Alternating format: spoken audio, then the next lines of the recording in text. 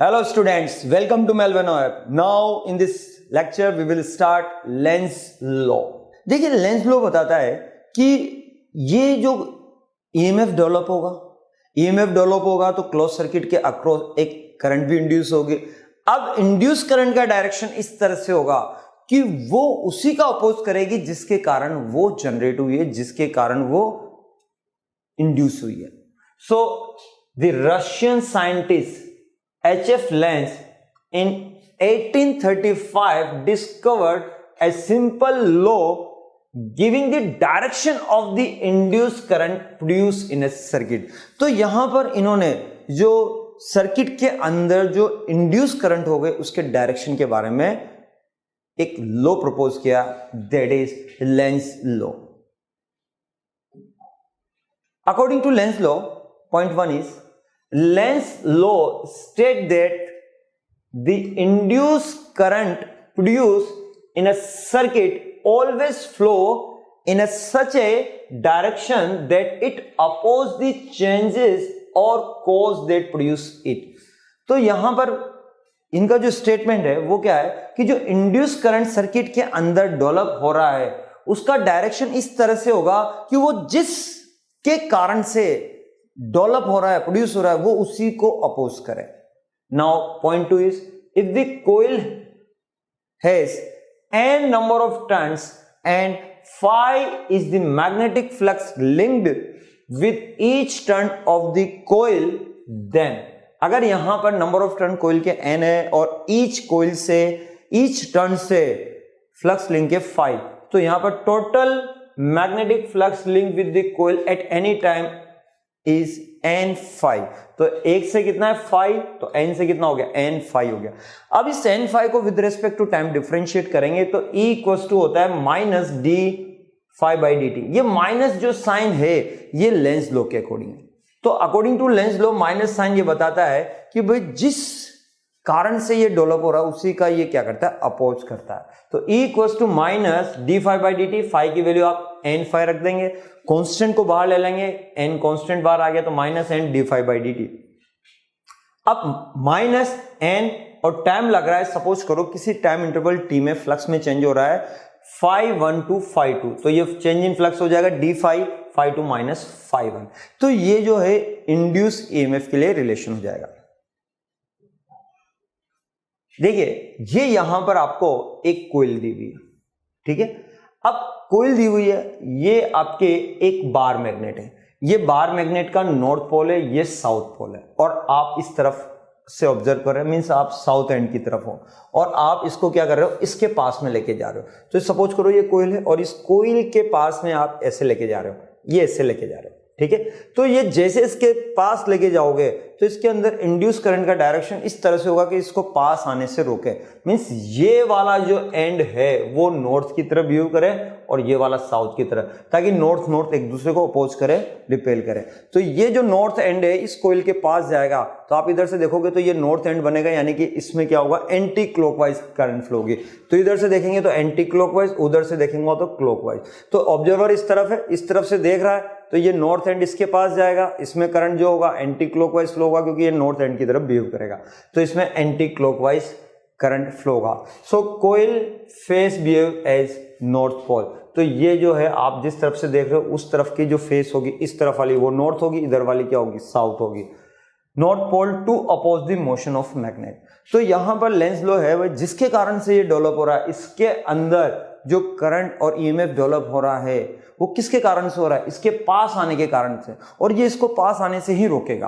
तो यहां पर पास आने से रोकेगा तो ये नॉर्थ एंड को पास आने से रोकेगा, यानी कि नॉर्थ को रिपेल करेगा, तो ये नॉर्थ हो जाएगा, ये साउथ हो जाएगा। अब यही बार मैग्नेट को आप दूर लेके जाते हो, अब इसको दूर लेके जा रहे हो, ऐसे दूर लेके जा रहे हो, ये नॉर्थ एंड हो गया, ये साउथ, अब इसको दूर लेके जाओ। तो दूर ले जाओगे तब भी इसको क्या करेगा, ये अपोज करेगा, यानी कि पास आने इसको अट्रैक्ट करेगा। तो ये जो नॉर्थ एंड है ये इसके पास वाला आप क्या हो जाएगा, कोइल का, ये साउथ हो जाएगा। तो अब ये जो कोइल जो आपकी तरफ है, आप ये कोइल का फेस जो आपकी तरफ है, आप इस तरफ से देख रहे हो, तो ये आपका साउथ एंड की तरफ बिहेव करेगा, तो ये साउथ हो जाएगा, ये नॉर्थ हो जाएगा। तो साउथ यानी कि क्लॉकवाइज डायरेक्शन में। तो आपको इसके अंदर जो करंट इंड्यूस हो गया आपके रेस्पेक्ट में वो किस डायरेक्शन में होगी, क्लॉकवाइज डायरेक्शन में होगी। So coil face behave as south pole to oppose the motion of magnet. Now Lenz law a consequence of conservation of energy. देखिए जो लेंज लॉ होता है वो आपके कंजर्वेशन ऑफ एनर्जी पर बेस्ड होता है। Point 1 is the copper coil are bound on a cylindrical cardboard and the two ends of the coil are connected to a sensitive galvanometer। देखिए यहां पर आपने क्या किया, ये कॉपर कोइल है, इस कॉपर कोइल को एक सिलेंड्रिकल कार्डबोर्ड पे आपने रैप कर दिया, राउंड अप कर दिया, और इसके जो दोनों एंड से इसके अक्रॉस आपने गैल्वेनोमीटर कनेक्ट कर दिया। Now when a bar magnet is move towards the coil, अब आप क्या कर रहे हैं, एक बार मैग्नेट को इसके इस सिलेंडर के एक्सिस के अलोंग मूव करा रहे हैं towards the coil. The upper face of the coil near the magnet acquired north pole. तो जैसे ये इसके पास आएगा, ये नॉर्थ एंड है, तो यहां पर आप टॉप से देखेंगे तो जो टॉप एंड है वो किसकी तरफ बिहेव करेगा, नॉर्थ की तरफ, क्योंकि इसको पास आने से अपोज करेगा, तो इसमें जो करंट होगी वो एंटी क्लॉकवाइज होगी। Now consequently work has to be done to move the magnet further against the force of repulsion. तो यहां पर जो रिपल्शन फोर्स लगेगा उसके अगेंस्ट क्या करना पड़ेगा, वर्क करना पड़ेगा। when we withdraw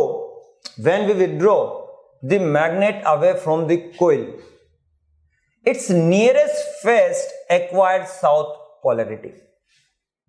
Now the work done is against the force of attraction। देखिए अब अगर आप इस नॉर्थ पोल को, जो ये है, इसको आप दूर लेके जाएंगे तो ये दूर जाने से रोकेगा, तो ये जो नॉर्थ है तो ये वाला एंड साउथ हो जाएगा और ये इसको अट्रैक्ट करेगा। तो अट्रैक्शन फोर्स के अगेंस्ट आपको क्या करना पड़ेगा, एक फोर्स लगाना पड़ेगा, तो उसके अगेंस्ट भी आपको क्या करना पड़ेगा, वर्क करना पड़ेगा। Now when the magnet is moved, the number of magnetic line of force linking the coils changes, which causes an induced current of flow through the coil। देखिए when the magnet is moved, जब भी magnet move करेगी, the number of magnetic line of force linked with the coil changes, तो जो कोयल से जो flux link है वो चेंजेस होगा, which cause an induced current of flow through the coil, जिसके कारण यहां पर कोयल से एक करंट इंड्यूस होगा, वो फ्लो होगा। The direction of the induced current according to Lenz law is always to oppose the motion of the magnet। कि जो इंड्यूस करंट है उसका डायरेक्शन इस तरह से होगा कि वो इसके मोशन को अपोज करेगी, मींस मोशन को अपोज करेगी। अगर वो इसके पास आ रही तो उसको पास आने से रोकेगी, दूर जा रही तो उसको दूर जाने से रोकेगी। तो इंड्यूस करंट का डायरेक्शन इस तरह से होगा कि ये जो है मैग्नेट के ऑब्जेक्ट के मोशन को अपोज करेगी। The work done in moving the magnet is converted into electrical energy।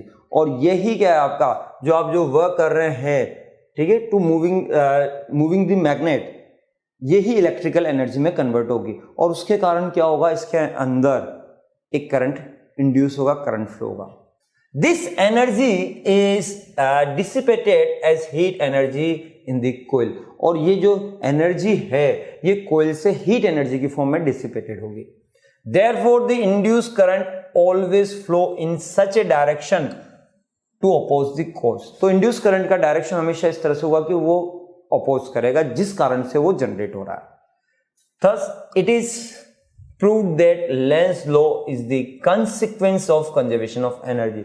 तो ये यहां पर Lenz law है, कंजर्वेशन ऑफ एनर्जी कॉन्सेप्ट को रिप्रेजेंट कर रहा है, मींस ये कंसिक्वेंसेस है कंजर्वेशन ऑफ एनर्जी। यहां पर आपका जो वर्क करेंगे वो वर्क ही किसके फॉर्म में कन्वर्ट हो रहा है, आपके इलेक्ट्रिकल एनर्जी की फॉर्म में कन्वर्ट हो रहा है। Now note, induced EMF does not depend on nature of coil and its resistance. देखिए जो इंड्यूस ईएमएफ है ये कोइल की नेचर पे डिपेंड नहीं करेगा, उसके रेजिस्टेंस पे डिपेंड नहीं करेगा, बिकॉज E इक्वल्स टू जो होता है वो d∅dt होता है। तो वो तो सिर्फ चेंज फ्लक्स के जो चेंजेस है, rate of change of flux, उस पर डिपेंड कर रहा है। रेजिस्टेंस कहीं नहीं आ रहा, कोइल की नेचर कहीं नहीं आ रही। Magnet magnitude of induced EMF is directly proportional to the relative speed of coil magnet system. Means जो आपका EMF इंड्यूस होगा वो कोयल और मैग्नेट के बीच की रिलेटिव स्पीड पे डिपेंड करेगा. ये कोयल, ठीक है, ये कोयल और ये बार मैग्नेट. अब ये जितना फास्ट चलेगा, ठीक है, उतना ही क्या होगा, ज्यादा EMF इंड्यूस होगा, क्योंकि फ्लक्स में जो चेंजेस होगा वो कम टाइम में होगा. तो ये जितना स्लो मूव करेगा, फ्लक्स में जो चेंजेस होगा उतना ही स्लो होगा, तो EMF भी क्या होगा आपका, उतना ही कम होगा. तो यहां पर induced EMF is directly proportional to relative speed between coil and magnet. Next, induced current also depends on resistance of coil और सर्किट. देखिए इंड्यूस्ड करंट जो होता है वो आपके किस पे डिपेंड करेगा, रेजिस्टेंस पे डिपेंड करेगा. बिकॉज इंड्यूस्ड करंट जो होता है I इक्वल टू होता है E/R, तो रेजिस्टेंस ऑफ कोयल पे डिपेंड करेगा. Now induced EMF does not depend on resistance of circuit. जो इंड्यूस्ड EMF है वो रेजिस्टेंस पे डिपेंड नहीं करेगा. It exist in open circuit also. तो जो इंड्यूस्ड EMF है वो ओपन सर्किट में भी डेवलप होता है, उसके अक्रॉस भी जनरेट होता है. In all EMI phenomena, induced EMF is non-zero induced parameter. देखिए, in all EMI phenomena, induced EMF is non-zero induced parameter.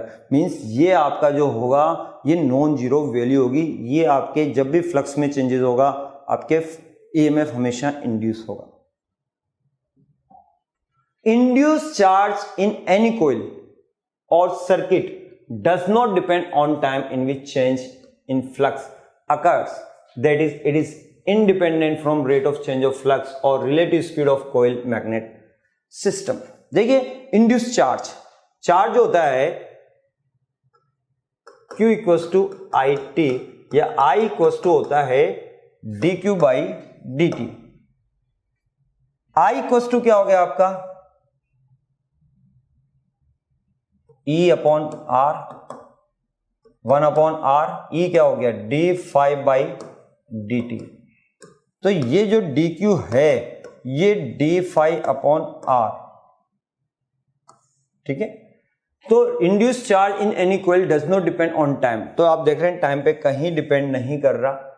In which changes in flux occurs, that is it is independent from rate of change of flux. तो ये rate of change of flux पे depend नहीं कर रहा, सिर्फ change of flux पे depend करता है.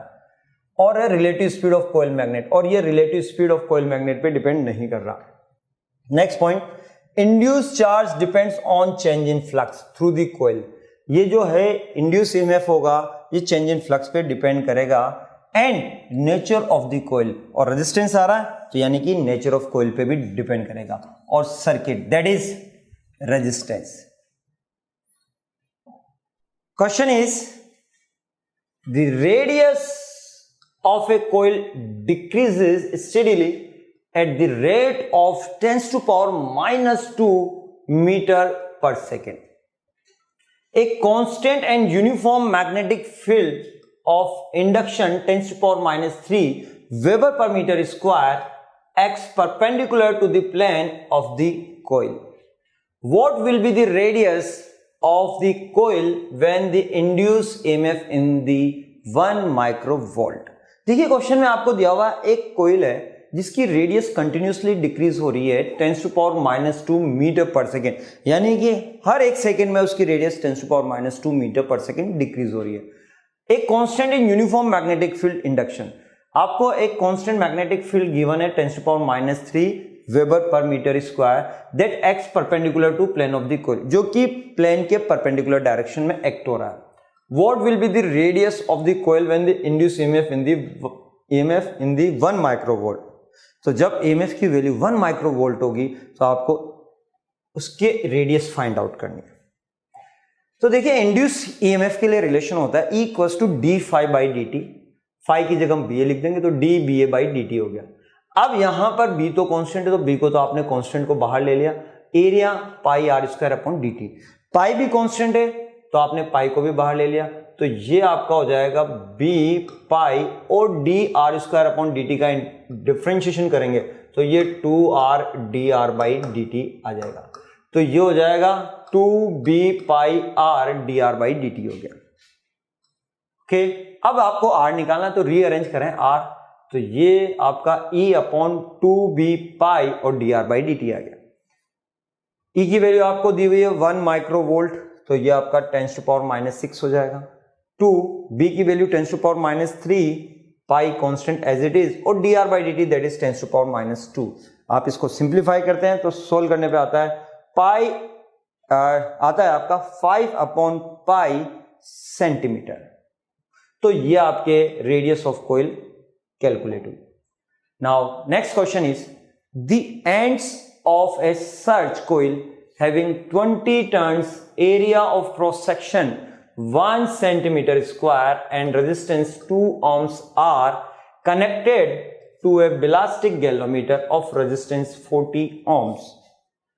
If the plane of such coil is inclined at 30 to the direction of magnetic field of intensity 1.5 Weber per meter square, coil is quickly pulled out of the field to region of zero magnetic field.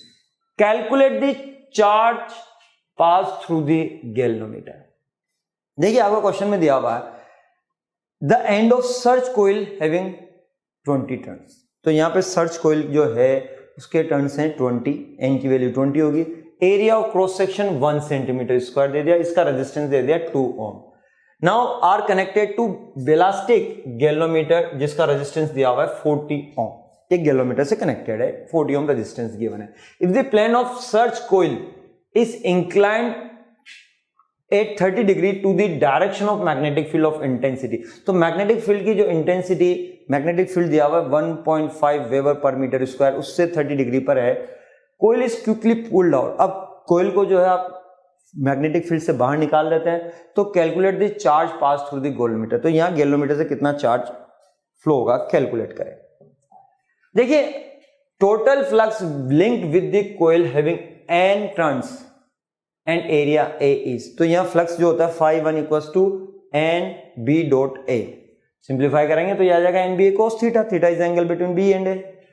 अब आपको जो angle होगा, तो देखिए यहां पर जो angle होता है B और A के बीच का एंगल होता है, और ये जो 30 डिग्री दिया हुआ है आपको, ये दिया हुआ है plane of search coil is inclined, जो कोइल का प्लेन है वो मैग्नेटिक फील्ड से 30 डिग्री है, तो एरिया कितने पे हो जाएगा, एरिया आपका हो जाएगा 90 माइनस 30, अभी हमने पहले किया क्वेश्चन, तो ये उसका 60 डिग्री आ जाएगा, तो ये आपका हो गया NBA cos 60, cos 60 की वैल्यू 1/2, तो ये आ गया NBA/2, ये फ्लक्स आपका लिंक्ड हो रहा है। Now when the coil is pulled out, अब कोइल को आप बाहर लाएंगे मैग्नेटिक फील्ड से, द फ्लक्स बिकम्स 0, तो फ्लक्स 0 हो जाएगा, तो phi2 आपका कितना हो गया, 0 हो गया, तो phi इनिशियली 1 है, phi इनिशियली जो है आपका NBA/2 है, phi2 आपका 0 है, so change in flux is delta phi, तो फ्लक्स में जो चेंजेस होगा वो डेल्टा फाई होगा, डेल्टा फाई तो फाइनल माइनस इनिशियल, तो NBA/2 माइनस 0, तो ये आ गया NBA/2। So charge flow through this circuit, तो charge flow through this circuit जो होता है Q इक्वल्स टू, अभी अभी रिलेशन निकाला, डेल फाई बाई आर होता है, ये डेल फाई की वैल्यू क्या होगी NBA/r, और ये 2 ऑलरेडी है ही, वैल्यू पुट करते हैं, n की वैल्यू 20, b की वैल्यू 1.5, a की वैल्यू 10⁻⁻4, 2 और r की वैल्यू जो रेडियस आपको गिवन है, रेडियस गिवन है आपको ये